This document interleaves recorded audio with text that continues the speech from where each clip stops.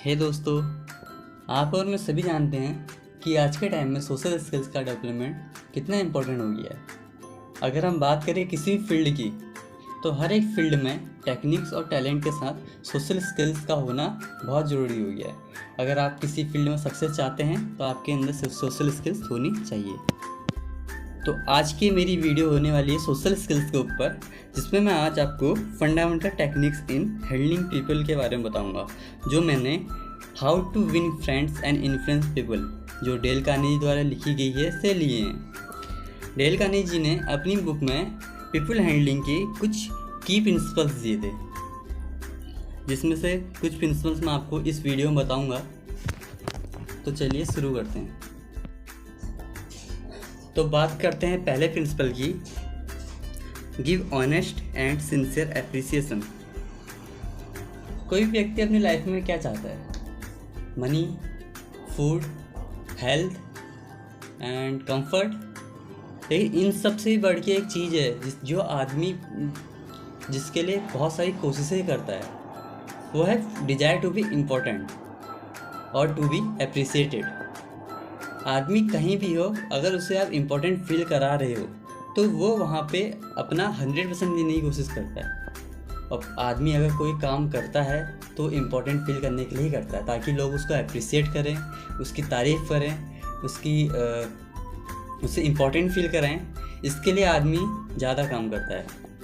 तो Dale Carnegie जी ने आपका जो पहला प्रिंसिपल है वो इसी के ऊपर है कि अगर कोई व्यक्ति कुछ वर्क कर रहा है तो आप उसे अप्रिसिएट करें उस वर्क के लिए। भले वो काम छोटा है बड़ा है, लेकिन वो उस वर्क को करने के लिए अपनी कुछ ना कुछ मेहनत कर रहा है, तो आप उस मेहनत को अप्रिसिएट करें। अगर आप उसे ऑनेस्टली अप्रिसिएट करते हैं तो आदमी आपके साथ लाइफ टाइम कनेक्ट रह सकता है, क्योंकि आप उसे इम्पोर्टेंट फील करा रहे हैं, उसके हर एक स्टेप को अप्रिसिएट कर रहे हैं। हाँ, अगर वो स्टेप रॉन्ग है तो वहाँ पे अप्रिसिएशन ज़रूरी नहीं है, बट अगर स्टेप अच्छा है और वो उसके लिए कहते हैं डेडिकेटेड है, तो आपको अप्रिसिएट करना चाहिए। इससे आपका उस आदमी पे एक पॉजिटिव इम्पैक्ट पड़ता है, वो आदमी आपसे ज़िंदगी भर के लिए कनेक्ट रहता है। तो पहला जो प्रिंसिपल है उसे याद रखें, give honest and sincere appreciation. तो बात करते हैं दूसरे प्रिंसिपल की, arouse in the other person an eager want, जिसका मतलब है किसी व्यक्ति के अंदर काम करने की इच्छा जगाना। अगर मैं आपसे कहूँ कि आपको किसी एक आदमी से कुछ काम करवाना है तो आप करवा पाएंगे? आप उस आदमी से वो काम तब तक नहीं करवा सकते जब तक उस आदमी का मन खुद वो काम करने को ना हो, और उस आदमी का मन काम करने को तब होगा जब उस आदमी का कुछ ना कुछ फ़ायदा हो।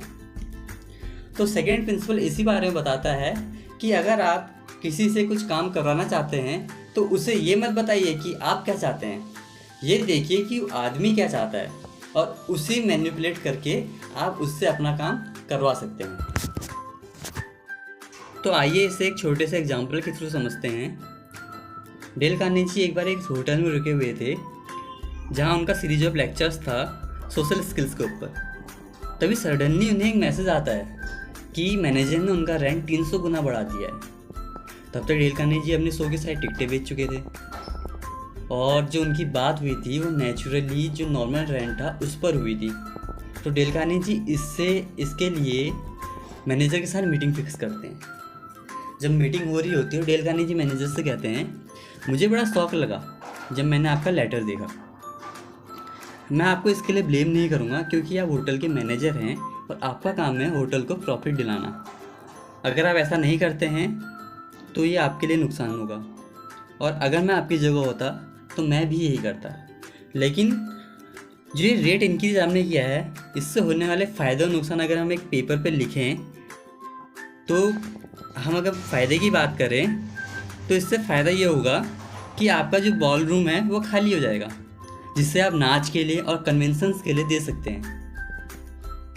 और नुकसान की बात है तो जो आप प्रॉफिट मुझसे चाहते हैं वो प्रॉफिट आपका बिल्कुल ही जीरो हो जाएगा, क्योंकि मैं इतना ज़्यादा रेंट नहीं दे सकता हूँ और मुझे मजबूरन कोई और होटल देखना पड़ेगा। और आपको पता है कि मेरे शो में पढ़े लिखे लोग और बड़े बड़े लोग आते हैं, जिससे आपके होटल की अच्छी खासी एडवर्टाइजमेंट हो जाती है। जो आप $1000-2000 खर्च करने के बाद भी नहीं कर सकते हैं। तो आप सोचिए इसके ऊपर, और डेल कार्नेगी वो कागज़ उन्हें थमा के चले जाते हैं। तभी दूसरे दिन डेल कार्नेगी को मैनेजर का फिर से एक लेटर आता है जिसमें वो रेंट इंक्रीज किया होता है वो 300% से कम करके 50% कर देता है। तो इस पूरी कन्वर्सेशन में डेल कार्नेगी ने एक बार भी ये नहीं कहा कि डेल कार्नेगी खुद क्या चाहते हैं। उन्होंने सिर्फ फ़ायदा और नुकसान बताए, और वो फ़ायदा और नुकसान इस तरह से बताए कि जो उसको फ़ायदा था वो नुकसान से कम लगा। तो मैनेजर ने खुद ही डेल कार्नेगी को एक अच्छा ऑफर दे दिया, रेंट को 300% से 50% कम कर दिया, 50% कर दिया। तो पूरी स्टोरी से में यही पता चलता है कि अगर आप किसी व्यक्ति से अपना कुछ काम करवाना चाहते हैं तो उसे ये मत बताइए कि आप क्या चाहते हैं, ये देखिए कि वो व्यक्ति क्या चाहता है। होप आपको एक कहानी समझ में आई हो। तो बात करते हैं तीसरे प्रिंसिपल की, don't criticise, condemn and complain. मतलब किसी को किसी की आलोचना, निंदा या शिकायत नहीं करनी चाहिए, ये बुरी बात है। डेल कार्नेगी अपनी बुक में कहते हैं, any fool can criticise, condemn and complain and most fools too. कोई मूर्ख ही किसी की निंदा या शिकायत कर सकता है, और ज़्यादातर लोग ऐसा करते हैं। तो हमें सीधी सी बात है, लोगों को समझना चाहिए, समझने की कोशिश करनी चाहिए कि कोई आदमी कुछ काम कर रहा है या उसका कोई बुरा बिहेवियर है तो ऐसा क्यों है, आखिर ऐसे क्या रीजन्स हैं जिस कारण उसका बिहेवियर ऐसा हो गया है या वह ऐसा काम कर रहा है। हमें उसे सीधे क्रिटिसाइज़ नहीं करना चाहिए, हमें थोड़ा काइंडनेस दिखानी चाहिए। काइंडनेस दिखाना क्रिटिसाइज़ करने से ज़्यादा प्रॉफिटेबल होगा हमारे लिए, क्योंकि हमारा एक अच्छा इम्पैक्ट और लोगों पे पड़ेगा। हमें जहाँ पे ज़रूरत हो वहाँ पे सहनशीलता भी दिखानी चाहिए, सिंपैथी भी अपने अंदर रखनी चाहिए, और हमें सबको माफ़ करना आना चाहिए। अगर हमारे पास माफ़ करने की कला आ गई, माफ़ करने का गुण आ गया, सबको फॉरगिवनेस देने का गुण आ गया, तो इससे अच्छी बात क्या है। हमारा हर किसी पे एक पॉजिटिव इम्पैक्ट रहेगा, हमारी सोशल स्किल्स अच्छे से डेवलप होगी और हम लोगों को और अच्छे से हैंडल करना सीख जाएंगे। तो सीधी सी बात है, हमें लोगों को समझने की कोशिश करनी चाहिए। होप आपको वीडियो में बताई गई सही बातें समझ में आई हों। अब हम पूरी वीडियो का एक छोटा सा ब्रीफ ले लेते हैं। तो वीडियो में जो बात हुई है वो ये पीपल हैंडलिंग की फंडामेंटल टेक्निक्स के ऊपर, जिसके 3 की प्रिंसिपल्स हैं। पहला प्रिंसिपल जो है, give honest and sincere appreciation, मतलब हमें लोगों को सिंसियरली और ऑनेस्टली अप्रिसिएट करना सीखना है। दूसरा, arouse in the other person and eager want, दूसरों के अंदर काम करने की उत्सुकता जगाना कि वो हमारा काम कैसे कर सकें। तीसरा, डोंट क्रिटिसाइज, कंडेम और कंप्लेंट, किसी की भी आलोचना, निंदा या शिकायत नहीं करनी है, हमें लोगों को समझने की कोशिश करनी चाहिए। तो होप आपको वीडियो पसंद आई हो। अगर वीडियो पसंद आई है तो इसे लाइक कीजिए, शेयर कीजिए और कमेंट कीजिए। सब्सक्राइब कीजिए हमारे YouTube चैनल को, इट्स माई विलेज। आगे ऐसी वीडियो आती रहेंगी। Thank you.